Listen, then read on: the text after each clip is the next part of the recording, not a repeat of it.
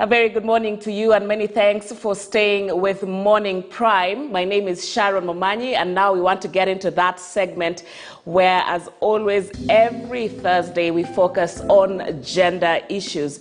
And Kenya has made commendable steps to increase women's equality through policies and legislative frameworks. However, assessments such as the Global Gender Gap Report of 2020 show that the country is still lagging in progress towards achieving gender parity and scoring lower than some of its peers in the region.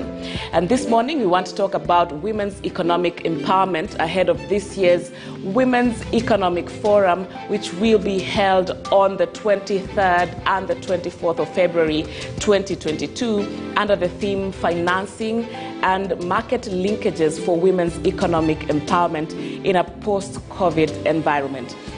And I will be joined by experts and advocates for women's empowerment for this discussion. Right now, I am with Lillian Kangede, who is the programs manager at Crown Trust. A very good morning to you, Lillian. It's great to see you. And we'll be, other than Lillian, we're also joined by Pauline. Pauline Owoko is a member of the National Women's Steering Committee here in Kenya. Many thanks, ladies, for joining us this morning. And even before we delve into the actual tenets of, some of the bottlenecks of women's economic empowerment, let's just start by talking about the forum that will be happening next week. And I'll start with you, Lillian. Just to talk about the forum, what is it about? What does it entail? I know that this is the second one. What does it aim to achieve? Good morning, everyone. Good morning, Sharon. I would like to first say thank you for this opportunity to be here, and just take also the opportunity to invite you all to the Women Economic Forum. The Women Economic Forum is the Women Economic Series, which we have been running. The first one happened in 2021, and in 2022 we get to do this again on February 23rd and 24th. The Women Economic Series is a platform where we look at, we advance issues around women exclusion in the economic matters. So this is a platform where we seek to advance women economic initiatives, advocacy.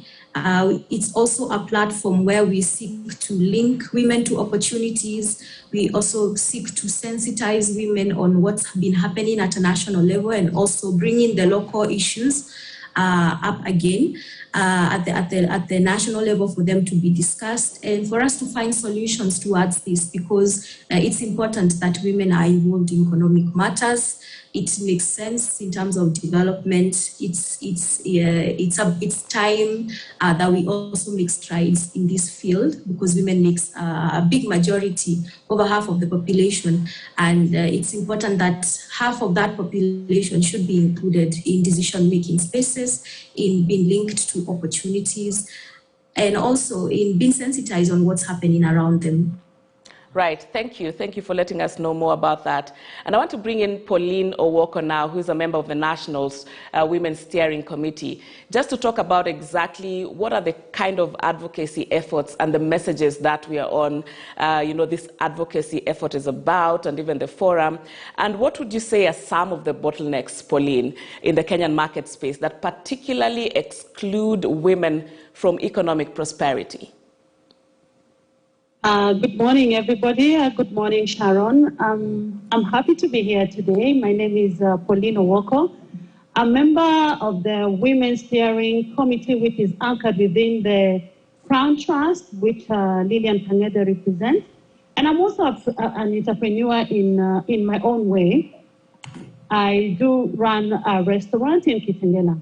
Well, I would say there are many things that really prevent women from doing business. And one of those things is probably lack of information.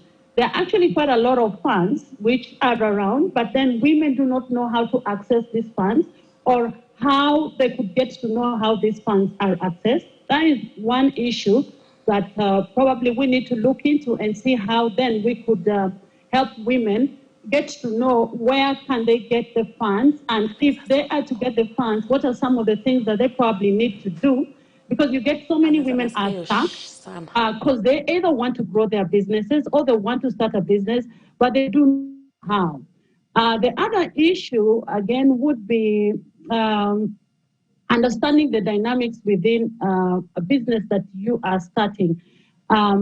Just how to do accounting, how to grow your business, how to set up a business, the requirements of setting up a business.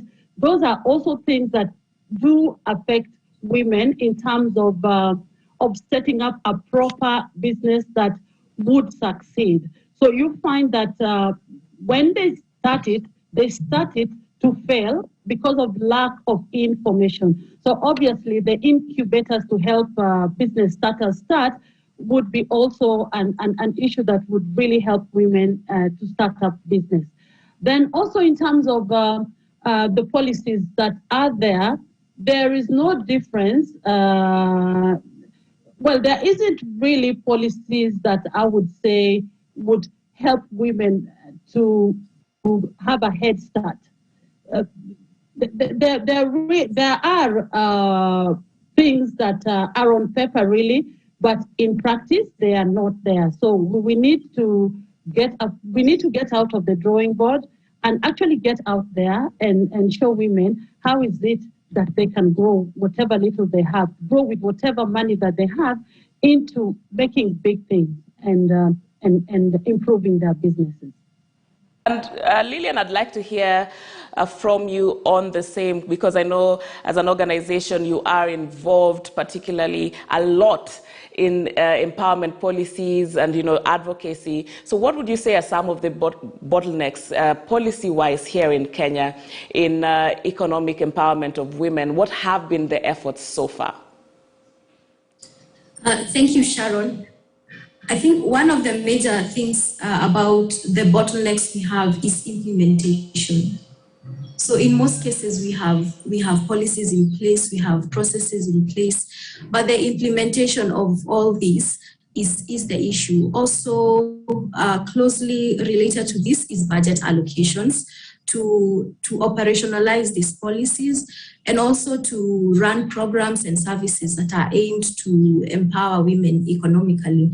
So those would be in a nutshell the broader issues. And then now we get to the specific issues which are raised by different stakeholders in this country. We talk about issues of, there's the issue of market linkages, the issue of financial services, the issue of affirmative action and access, the issue of certain groups accessing those affirmative action funds like youths and persons with disabilities, and women at the local level and different. I mean, there are so many issues also involving service delivery, also about the business environment. So these are some of the issues that come from the meetings that we have, and they are key issues because they really do put pressure on women running their businesses, and knowing that a big majority of this country is run by the informal sector, and COVID is here with us, which has greatly affected our labor market. So some of these issues, these are the main issues, but largely it's the issue of budget allocation and the issue of implementation in a large way, and even monitoring of these policies. Okay, yes, we have these opportunities. Yes, we have all these good things on paper, but how are we delivering this to the women that we have? And we've been working on this, and it's something that we've engaged with the University of Nairobi, and I see Emily is here with us. So the university has been working on evidence on what works for women. And as we are looking at what works for women, we are also looking at what are the challenges as well, so that we can address them. Rightfully say, Emily Owiti, who's the communications manager at the University of Nairobi Women Economic Empowerment Hub, has also joined us in the conversation. And Lillian has spoken, Emily. Good morning, and thank you for joining us. Lillian, I beg your pardon, has spoken about the kind of program you're doing at the university, trying to find evidence of what works for women, what are the challenges. Could you talk to us a little bit about that? Thank you, Lillian. Indeed, the University of Nairobi's Women's Economic Empowerment Hub is a research hub. We work with partners like Crown Trust, among many other partners, KNBS, Treasury as well, in different aspects. But our work is around 4 broad areas. So one of them is women's entrepreneurship and affirmative action funds. And in that area, we're looking at the funds that are available to women. What is the level of the uptake? How are women benefiting? And we do this through research. One of the other areas, before I completely indulge into that one area, the second one is women in formal and formal employment. And the third area is women's work and childcare services and women's work. And finally, women's movement and women's mobilization for women. Emily, we need to fix your sound a little bit there, and I'll come back to you because those are important aspects to understand about what the Women Economic Empowerment Hub at the University of Nairobi is doing, particularly with the aim of promoting women's economic empowerment. And I want to go back to Pauline now and talk about the role of education in women's empowerment. There was a study done in 2020 by the Kenya National Bureau of Statistics showing that where household heads have attained a higher level of education, women are more empowered, as you can imagine. So what would you say in your experience and even in your advocacy work that is the role of education and what more needs to be done? Thank you, Sharon. Of course, knowledge is power. Anybody with knowledge will be able to move faster than the one without the knowledge. So, and that is very obvious, just as the statistics showed that women with higher education then are doing better than those who are not well educated. So we need to be very deliberate as a country to get to educate everybody and educate them well, so that they are able to move faster in terms of growth and in terms of development. So yes, you will find that women who have that education are ahead because they're able to listen to news, they're able to read newspaper, they're able to go online and search for opportunities. Vis-a-vis women who may not have that education, they may not know how to read the newspaper, access information, or even log on into the internet to access information that probably would help them to grow their business. So we have to be a deliberate country that educates its society, both male and female, so that we can move faster in terms of development and accessing opportunities. Thank you. Lillian, for the women in Kenya's poorest households, what kind of options would you say exist, or what are we looking at when we're talking about empowerment? And of course, we can't put women in one bracket. And some of the women that direly need empowerment are the women in Kenya's poorest households. So when you're doing your advocacy work, what kind of efforts then go towards empowering women who are, in that poverty scale in the country? Thank you, Sharon. I think the first thing to acknowledge is that, as you've rightly put, one of the things we've done as Crown Trust is to engage in research and to find out just where are women in regards to economic matters. And the research shows that women-headed, even single women, also women that have orphans and widows, those kind of households do face the biggest marginalization and the largest poverty.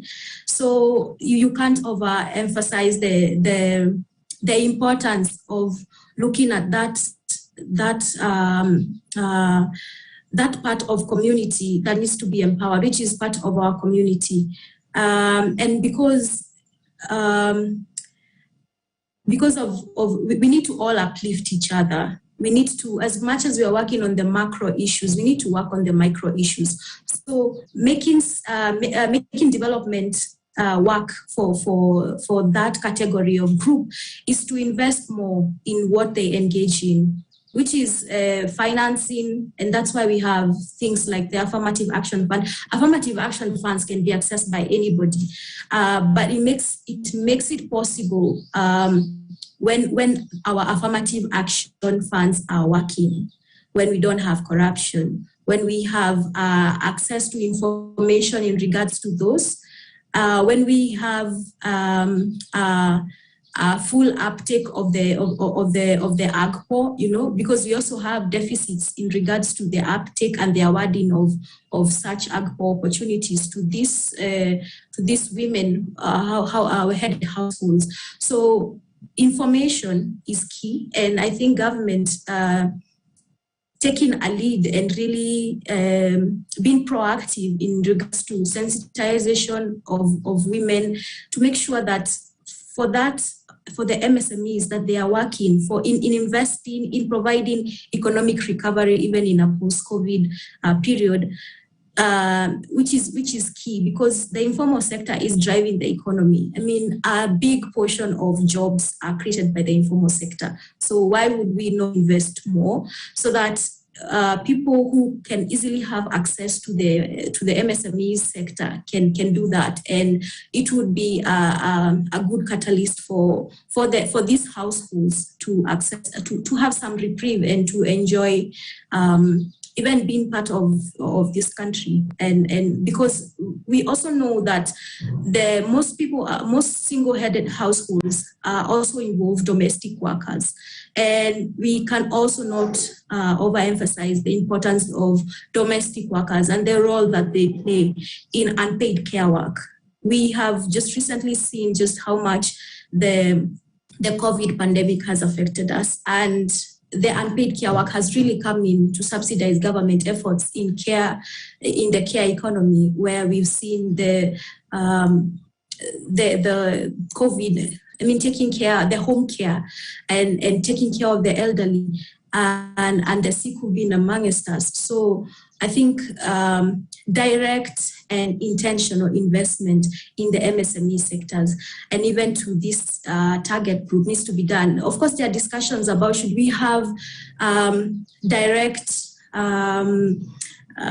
what do you call it?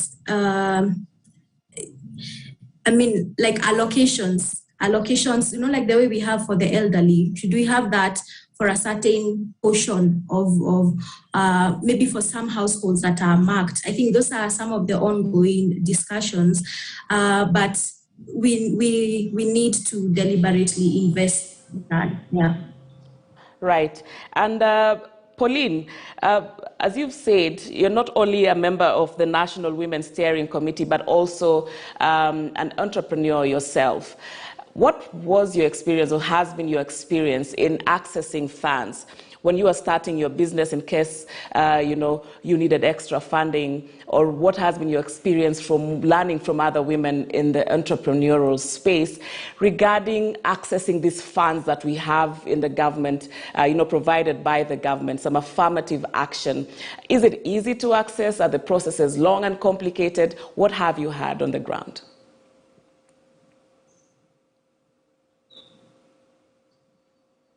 Pauline?